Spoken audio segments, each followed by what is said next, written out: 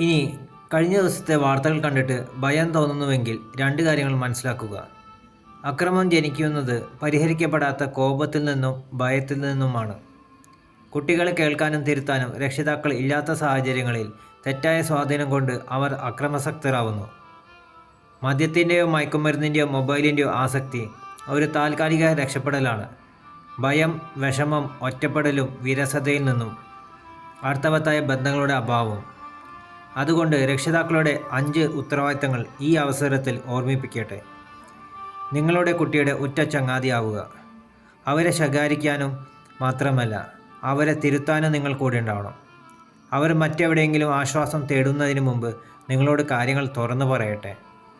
അവരുടെ അക്കാദമിക് വിജയം മാത്രമല്ല, അവരുടെ സൽപ്രവൃത്തികളും മറ്റുള്ളവരുടെ മുന്നിൽ നിങ്ങൾ അംഗീകരിക്കുകയും അഭിനന്ദിക്കുകയും ചെയ്യുക. ധാർമ്മിക മാർഗങ്ങളിലൂടെ അവരെ സമ്പാദിക്കാൻ പഠിപ്പിക്കുക.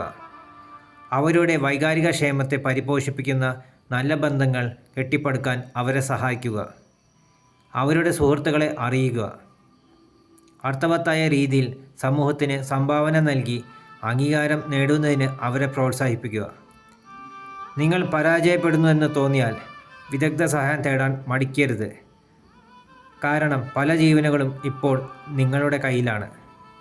അത് മറക്കരുത്.